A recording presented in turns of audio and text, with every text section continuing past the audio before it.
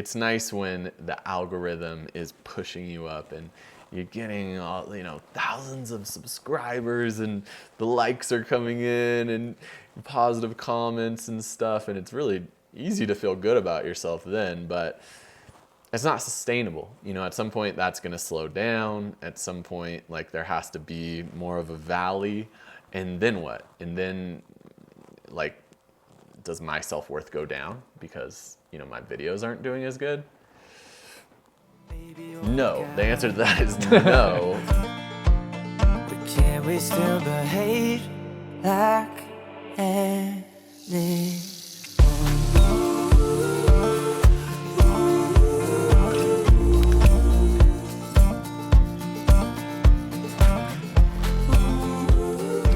All right, man. 1 million subscribers. How do you stay humble when you're a millionaire? Oh man, I still do my own chores around the house. I still take the garbage out. I could pay someone to do that, but I still got to put one foot in front of the other. Like I could be living in a mansion in the hills, but instead, I'm in a residential area and I want to be with the people, the common people, I mean, yeah, I wear nice clothes now and everything.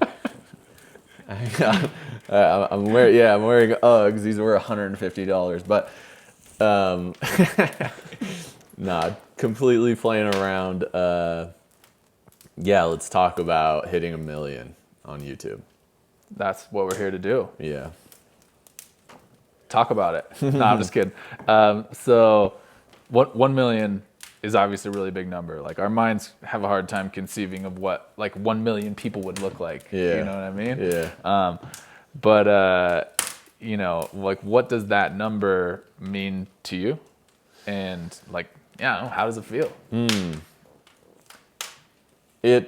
To me, it represents like the accumulation of a lot of work, a lot of like my vision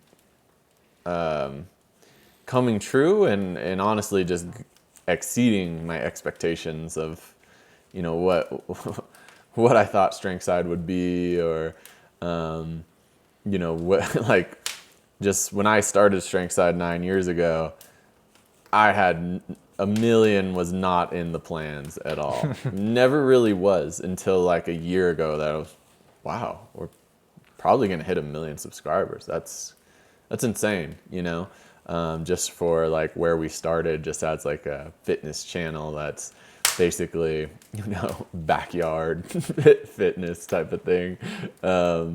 So it's cool. It makes me happy. And like you said, it's hard to fathom that large of a number, to know that there's videos with millions of views, and that millions of people have actually clicked that subscribe button at some point. It's humbling. It's flattering. And when I meet people, like, and that's when it really hits me, when I meet people just in the streets and they're like, oh, hey man, you're that guy from Strength Side, right? Like, I like your channel. I just met this guy the other day at the dog park, and he was just like very complimentary.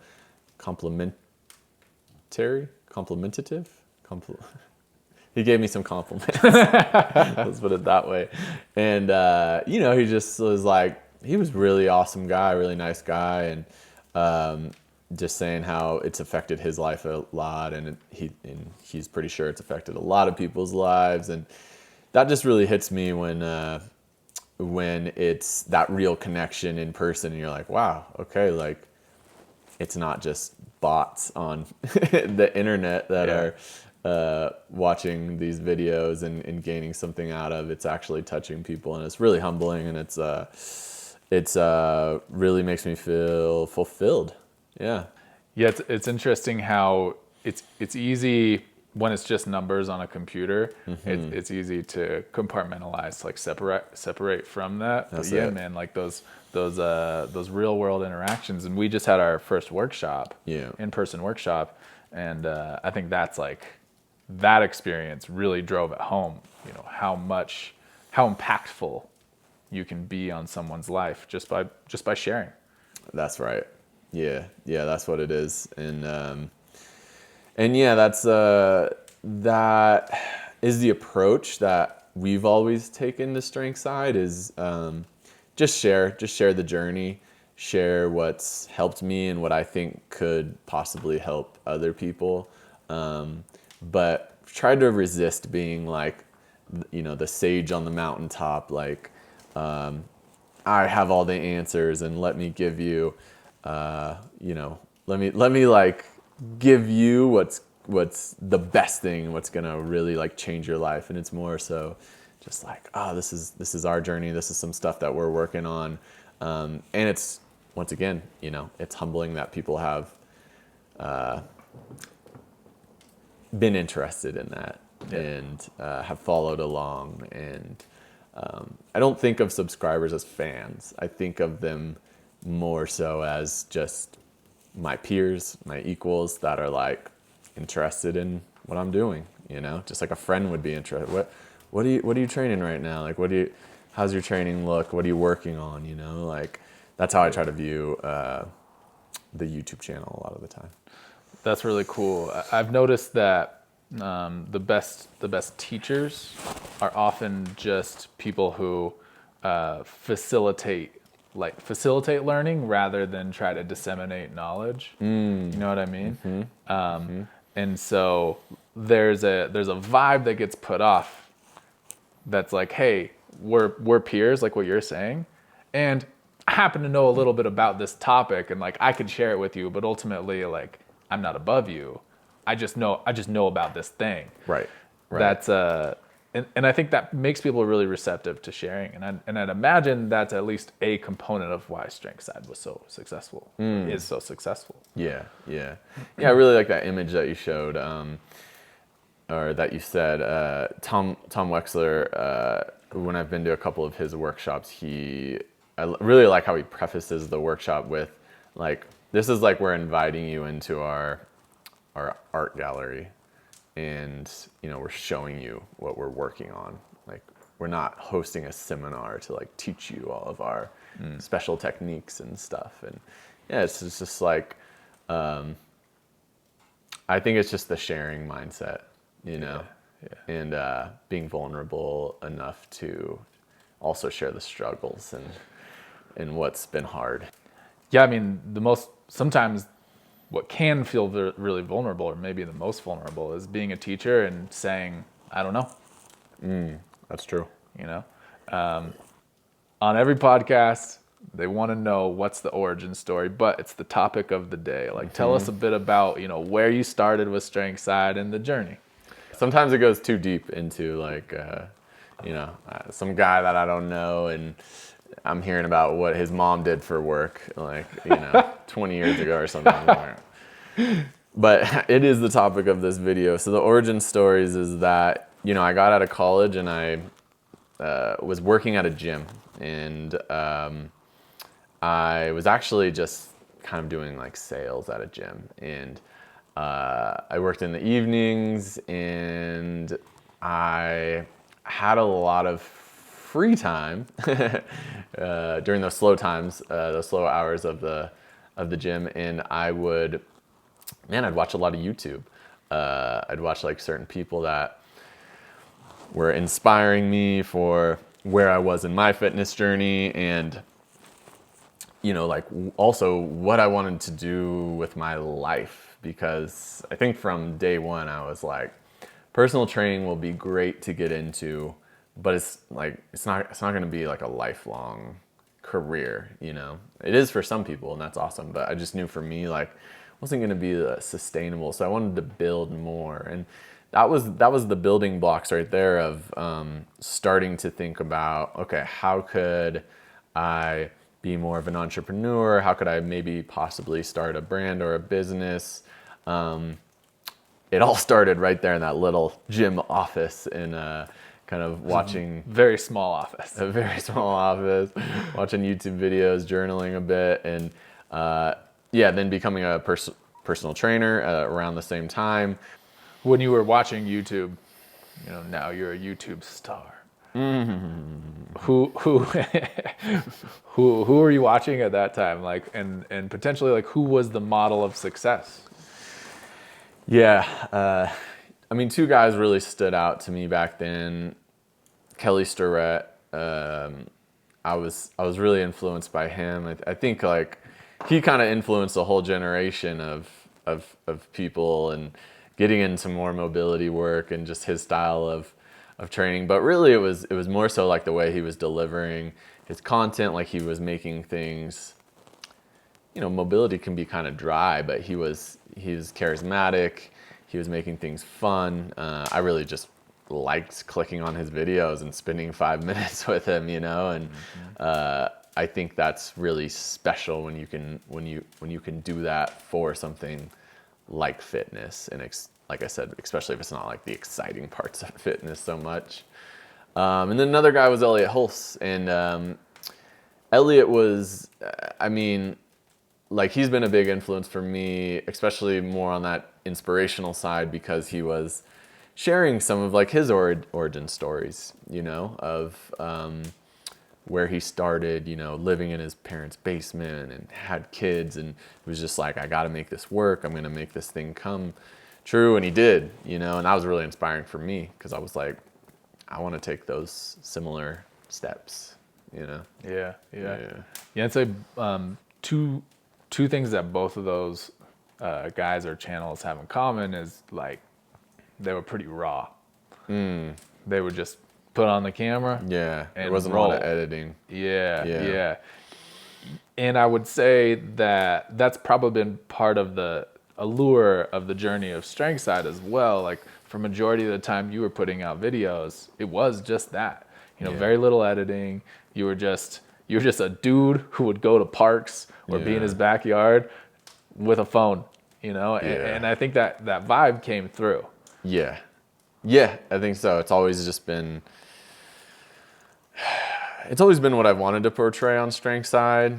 Just like, there's nothing special going on here. It's just like, you know, backyard fitness, spending a lot of time in parks, outdoors, doing training sessions at my house, you know?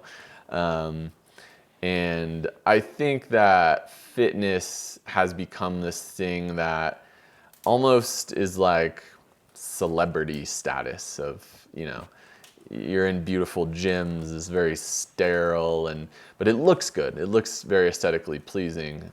But I never want to give off that vibe for myself or for Strength Side, because it's just not real to me. So I've resisted a lot of, you know, like sometimes it's like, well, we don't really have that great of a place to film right now. Like we could rent out a studio and like do some cool stuff. And I'm not completely against that, but like it would be a little bit untrue and inauthentic to like who I am. So yeah. Going back to what you were talking about earlier, like you can feel that you're sharing, whereas I think a lot of more fitness on YouTube has like a really direct kind of strong energy where they're gonna teach you how to stiff leg deadlift because it's the best way to grow your glutes or whatever, you know, like it's like very high energy, and it's like and I think the way that you share and I share, it's more relaxed, because that's kind of who we are. And like oftentimes people will make comments like, these guys are stoners, you know? But it's just that's just kind of how we are. Yeah, exactly. Yeah, we're just laid back people, and like from California. Like I don't know if that plays into it, but Northern California, that is. But yeah, it is. It's just the way we are, and to do anything else would just be like fake. So yeah. But it is like, I think it has contributed to some of the appeal of Strength Side. Is just different. It's like quite a bit different than a lot of what's popular in the fitness space on YouTube. And I really saw that. At one point, I just like had this realization, like there's a need for what we're doing, also for what other people are doing too. It's not just about us, but it's just like there's a need for something alternative to the mainstream, you know. And that's really kept me driving forward a lot to give people a channel, a hub, a community that aren't into bodybuilding or HIIT workouts, or maybe you just want to think about your movement practice differently. Like I like to think that people could hang out with us. Yeah, I think one thing that's really distinct about the Strength Side channel is that, I think a lot of fitness focuses on the X's and O's. It's like, what's the best exercise? What's the program? And it forgets that there's a human that has to do the thing. You know what I mean? And like, I think Strength Side does a really good job of like talking about the human experience rather than just what it is on paper. Yeah. Yeah, there's a subjective nature to your movement and your fitness, and you have to take that into account. Like not everybody's going to be highly motivated, and not everybody's going to be just inspired to crush it in the gym like all year long. You have to there's like a drive to even just feel good in the day, not necessarily always be so motivated to crush your goals. I just want to feel better. That's it. Yeah, exactly. That's it. I nailed it. Cool. Tell us about some of the pivotal points on your journey with Strength Side. So when Strength Side first started, it was just like a side gig for me, something that I was doing on weekends, basically. And I was working a lot of hours as a personal trainer. I kind of like caught the fever of like making a good amount of money and training a lot of clients and squeezing a lot in.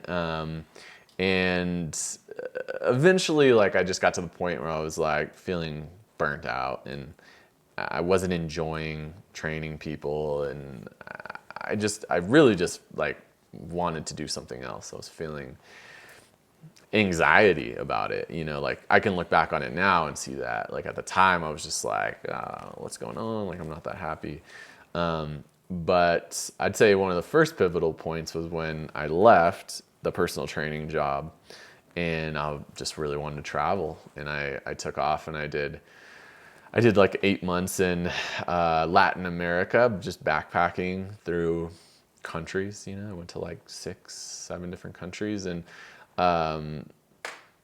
that really turned into a time where I put all my energy into Strength Side. I just gained like a lot of my time back to then start going deep into my personal practice. Like, this is a time when I just developed like meditation and breath work and journaling and reading every morning, and just like doing all this stuff for myself that allowed me to just really get clear on what are my values in life, what are my philosophies, and where do I see myself taking Strength Side. And yeah, man, like that time, I owe a lot to where I am right now for me taking that time. And I look back on it, and I'm like, I always look back on things and just like, man, I was bold, like that's a big thing to do, just take off, especially when you have like a good job. And I'm so proud of myself for doing that, because it's allowed me to become who I am today. So that was the first pivotal point, because that was me saying like, I want to put all my energy into Strength Side, and I was able to do that. And then after the travels, came back, eventually, not right away, but like eventually, Bulletproof Knees. This video goes viral, and wow, like Strength Side's growing. Strength Side's like a thing now. It's okay, now I see a future for me to be able to support myself from this thing, Yeah. How long was it though, from that time period where you left a job where you were sustaining yourself monetarily, to that video coming out? It was a year and a half, maybe something like that. Year and a half. Yeah. Yeah. For like a year Maybe and a even half, closer to maybe 2. even 2 years. I was living with not making anything. Like I was on the most meager of income. When I came back from traveling, I had a choice. I was like, I can go back, I can get a job again, I can do the hours, I can make the money, I can pay for the small apartment in the Bay Area or wherever I was, or like I can just keep going full into strength side.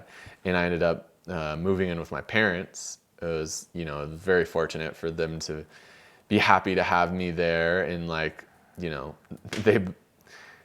they didn't doubt me, I guess. Maybe they did, but not not to my face. They gave me a space to like just, man, like I like I said, I wasn't making any money, but I didn't have to, my expenses were zero as well. So I could just put all my time into working on strength side and just training. Like I was just putting so much into my personal practice because I knew that was like really tied to how I would have success with strength side. So what I think is like really a big part of the strength side journey is that I think like the question is, how long did it take from starting strength side to that bulletproof knees video hitting? And that was like 4.5, 5 years. So that was like, close to 5 years of just making videos every week, putting them out, and just not getting that much traction. Like we're growing at a very, very small, steady rate. I think like it took 0 to 5 years to get to 20,000 subscribers maybe. Yeah. Once that bulletproof knees video hit, it was like 3 months to go from 20,000 to 120,000. It was just like rocket fuel. And I'm not saying that it's going to take everyone like so long, but I think that's the mindset that you have to go into it with if you're trying to grow a brand in kind of like a grassroots type of way, Definitely. I see a lot of channels that like maybe they'll have a video go viral, maybe they'll even get millions of views. But then if you look at how many subscribers they have, it can be very few. Like I saw one the other day that had like a couple million view video, 8,000 subscribers. What do you think it was that like you had a video go viral, but then you were able to convert? Like people were wanting to subscribe to you. Like, what do you think that was? Yeah, honestly, I think at that point I was just getting better at making videos and telling a story, and I think that's like the important thing when you want people to view something, is that it has to be relatable. It has to be like, for some reason, they have to want to follow along with you and stay with you. And I was really influenced by like Seth Godin. I read a lot of Seth Godin back in the day, and he's just all about like how can you make your brand stand out? Like what's unique about your brand? Because there's something unique for everyone, and you have to like tell that story, and you have to take people on a ride, I guess. So yeah, I think I was getting better at that. Like if you look at the bulletproof knees video, I could have just made this. These are the 5 best exercises for knee strengthening, but I told the story. I had patellar tendonitis, meniscus issues, and so people like were like, oh wow, like this guy's just he's a normal guy. He's had knee pain too, and then you say this is where I was. This is what's helped me, and then these are some things I can do now, and it's a formula for a good fitness video. So yeah, I think that like so I don't think I've mentioned this, that I really just dedicated myself to make a video every single week for a year, and then that turned into 5 years. And yes, there was like there was a few weeks in there that I missed, but overall it was like sticking to that schedule. Yeah. And that's really just, I mean, the wealth of knowledge that you gain from just weekly doing this thing that you suck at in the beginning and you know nothing about, and then you just slowly figure some stuff out and get better at it, you know? No doubt. Yeah, I think there's a lot of really good coaches out there who, like, coaches that, like, I learn a lot from, but they have pretty meager success on YouTube. And I would say that's probably one of the reasons why is like, if you're just giving tutorials, then people will treat you as just someone who gives tutorials, not someone that they relate with and want to follow. Yeah. So. Yeah, exactly. And like, you know, maybe some people don't want the YouTube success. You know, they just want to have some content there to share with the people that they're working with, and that's completely fine. Yeah. But for me, like, I saw it as a way to live a lifestyle that I wanted to live. You know, that's been a lot of my intentions with Strength Side is, you know, just in a more of a selfish fashion. It's like, if I have success with Strength Side, then I can spend my days just doing what I want to do. I can train a lot. You know, I've been able, for the last like 5 years, I've been able to just train a lot. A lot of people don't have the time to put forth 2 hours a day to training, or, you know, at some point in my life, 4 or 5 hours a day, you know, but then also not just training, but also just going outdoors, going on hikes, spending time with friends and family and stuff. It's given me a really nice lifestyle. I'm really thankful for that. Yeah, it seems that there's some sort of like symbiotic relationship there where, because you sharpen that skill of sharing, more people followed you, more people gained from your success, because ultimately I think like your message is an important message that a lot of people need to hear.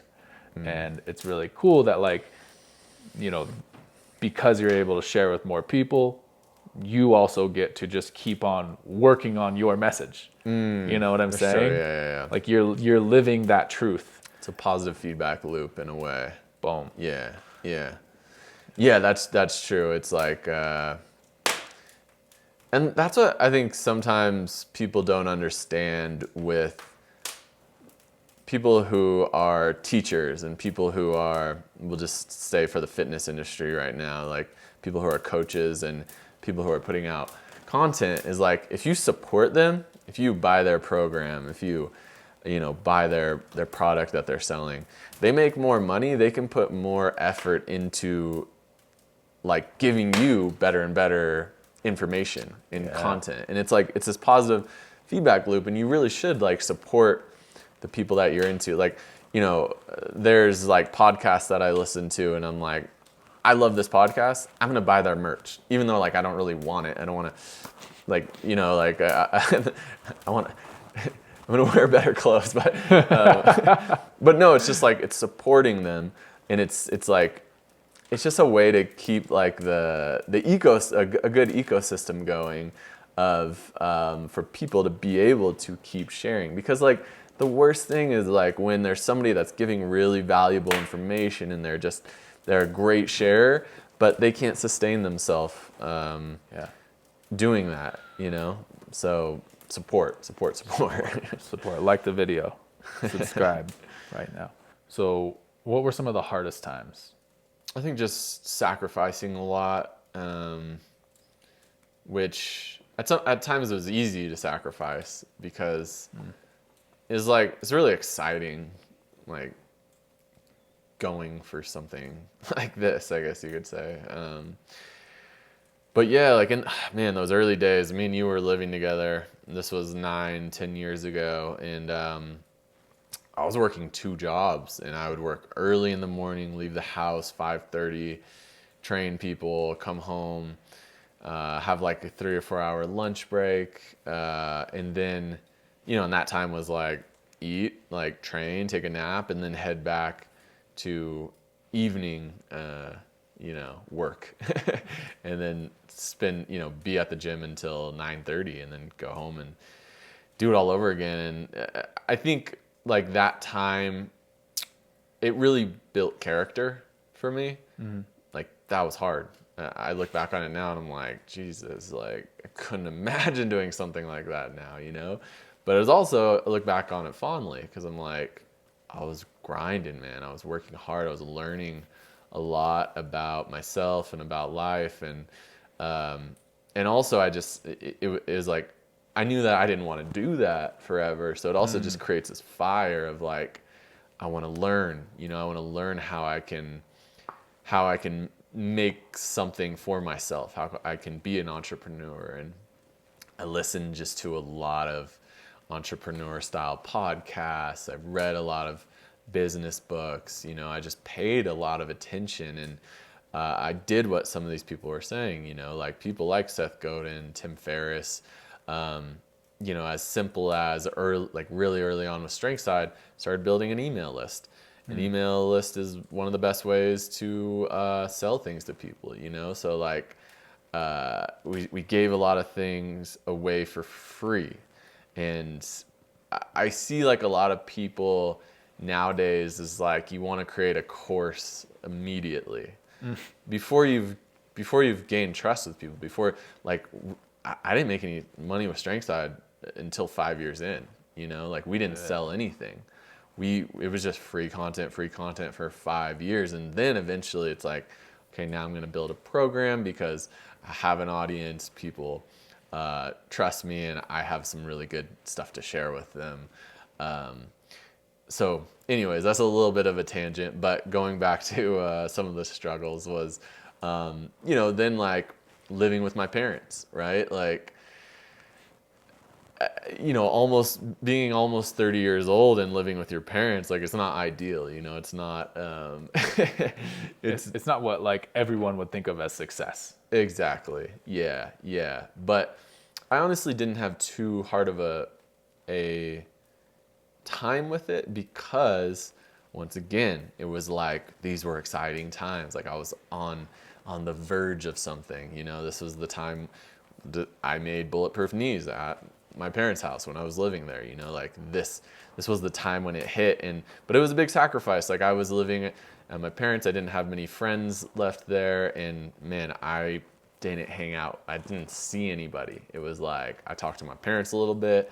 Other than that, it was just, I was in my zone and I was like creating and you know, looking back on it now, it's like, it wasn't super healthy, but it was a part of my journey and it served its purpose, you know? And I guess like the lesson that comes out of that is that sometimes you do have to just grind really, really hard to attain a certain thing. And like, that's been very true with training my body, like to get like, you know, certain skills, gymnastic skills and stuff. It's like, you just gotta grind, you gotta put in so much work. But at the end of the day, attaining that thing, getting the success, doesn't necessarily lead to happiness, you know, like there's a fulfillment piece of like, wow, I can see all the work that I put in and that's really nice to see it accumulate into something successful. But, you know, happiness has to be derived like from inside of you, you know, and I started to learn that with StrengthSide. Oh, wow, never thought we would hit 100,000 subscribers. Now we're at 500,000 subscribers. But it never like lifted my contentness and my happiness level. And so I started to learn, oh shoot, that's something that I have to do. It's not going to happen from gaining more success. Well, this is like an interesting topic though, because you've created a career out of sharing yourself online. And so what's your relationship with sharing yourself, and potentially where does StrengthSide end and Josh Hash begin? Yeah, so I mean, like, StrengthSide's very tied to me personally. If you look at the journey of StrengthSide, if you look at all the phases it's been through, those are just my phases, you know? So it's a very personal endeavor. And I think in some ways I feel really good about that, because I feel good that it's very authentic to me, and I'm just sharing the stuff that I'm going through. But in other ways, I'm like, it's nice to have separation between your personal life and your work, and sometimes I can let myself go to a place where I am feeling my self-worth through how I'm being received on the internet, and I'm sure that a lot of people, a lot of creators struggle with that. It's nice when the algorithm is pushing you up and you're getting thousands of subscribers and the likes are coming in and positive comments and stuff, and it's really easy to feel good about yourself then, but it's not sustainable. At some point that's going to slow down. At some point, like, there has to be more of a valley, and then what? And then, like, does my self-worth go down because my videos aren't doing as good? No. The answer to that is no. But it can be really challenging not to let that affect me. But it's just, that's a part of the journey. That's one of the big struggles with being an online creator, I think, is detaching a little bit from that. And, like, I don't read the comments too much anymore. I try not to pay too much attention to how the videos are doing and stuff. I try to just this is what I do, and I'm gonna, like, get into my process, and I'm just gonna do my thing. And I hope it's received well, but even if it isn't, and I make something that's true to me, then I'm happy. Yeah. Yeah. You ever want to feel bad about yourself? Just scroll down the comments. Yeah. Done that a few times and learned my lesson. Yeah. And it's a shame because 99% of them are super positive, and but bad comments, man, they can stick with you. I've had comments stick with me for months, and it's it sucks because it's like, it's just someone's quick hate on the internet, and they don't have another thought about it, but it can get stuck in your head. Yeah. So, man, where can people find me? This has been fun. Is there anyone you would like to acknowledge, shout out? Well, I want to give an apology to absolutely no one. I don't know why that came to my mind. Yeah, I mean, there's plenty of people to shout out. Like, there's been so many inspirations for Strength Side, and I wish I had the time to just give all of that. But I mean, the people that have been the closest on the team, that have been really supporting the channel becoming successful, have been yourself, being in videos, and you held the camera for the first Strength Side video, and then like, in later years got more involved with being in the videos, and You getting choked up? Is that? yeah. And yeah, I don't think Strength Side would have had as much success without you coming on board. So that's been really awesome. So thank you. Thank you for that. That's me. My girlfriend Chrissy, she's really just like, she's just really helped grow the brand as well. She's helped build it into a business. It wouldn't be possible doing what we're doing today without her. Like, our video editor, Ryan, he's been just, I used to edit the videos. I don't know anything about editing videos. It was like, just bringing him on board just made the process so much easier. And I think, like, the way he edits the shorts and stuff, that's contributed to a lot of our success. I also want to shout out our good friend Chris, aka Luciano. Like, he produced some of the first videos that were just more produced. Like, he through he's a videographer. So like the 5 Primal Movements video, that one was huge, and I loved that video because it was a chance to get a video that was popular, that was a little bit different than, like, the more training stuff. It was this primal movement, natural movement. and our brother Mitch, he's been really contributing to the channel a bunch as well, and he's also just helped me a lot in just talking about what Strength Side is and kind of working through some of those ideas. And there's more people to thank, but yeah, man, it's been an unbelievable journey, and the more and more it's grown, the more I think I feel less pressure for it to just be on my shoulders and for me to always be performing and stuff, because that's another thing that can get exhausting. So I feel really fortunate to have like a good team around.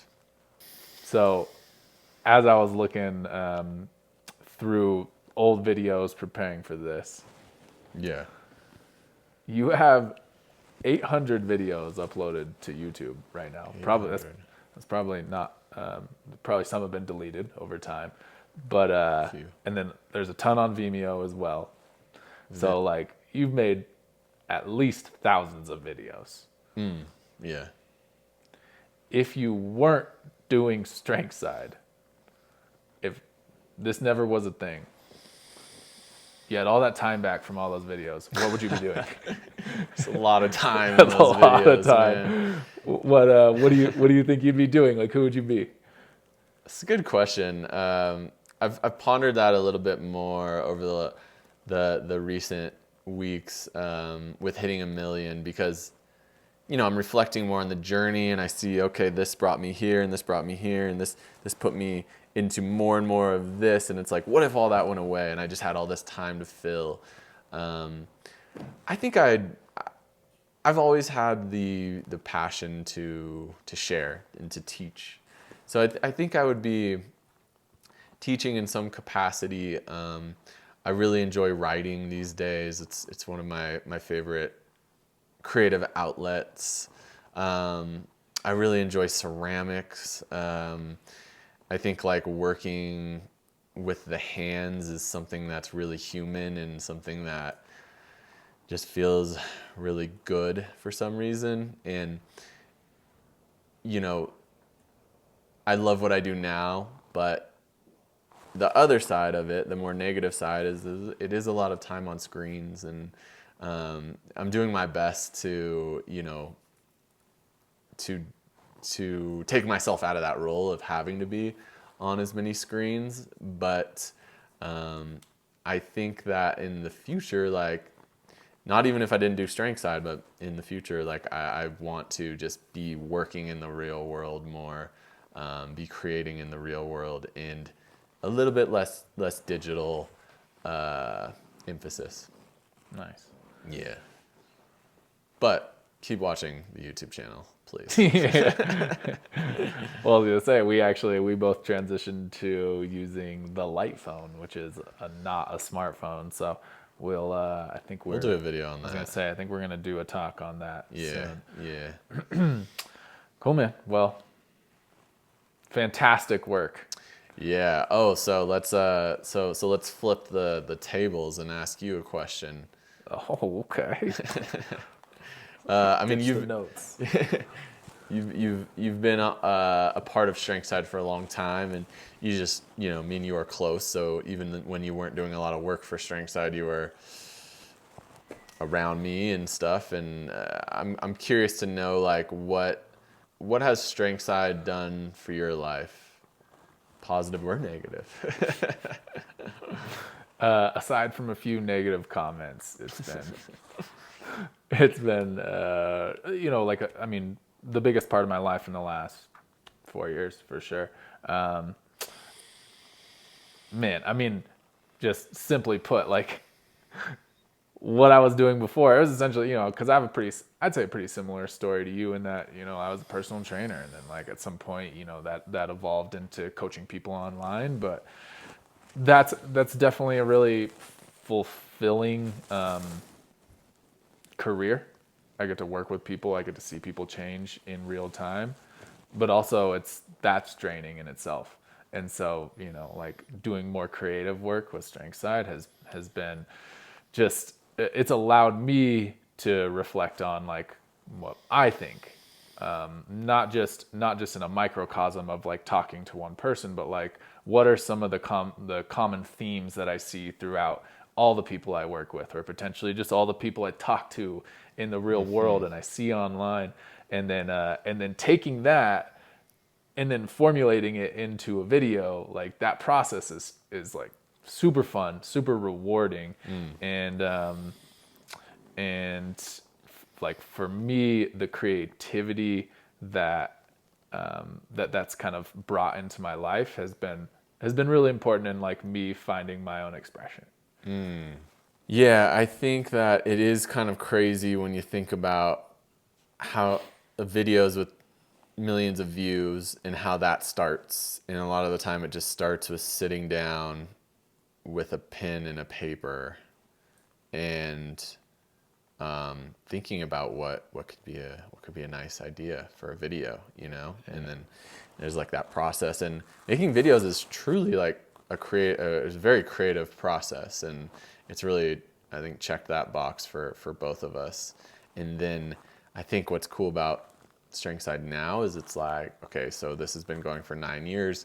You look back and there's just this whole portfolio of like, oh, this video, okay, I was a little bit embarrassed of that one, but still it's like that was a big part of the journey and like into what I create now. And it's cool, yeah, for anybody that has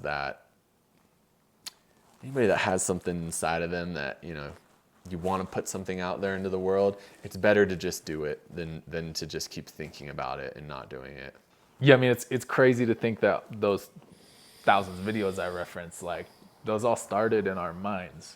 You know, they're just from like a little seed somewhere, and man, it's cool to see. It's like a journal of your life, as you said. Yeah, man, it's been really fun to be a part of this process. Again, congratulations.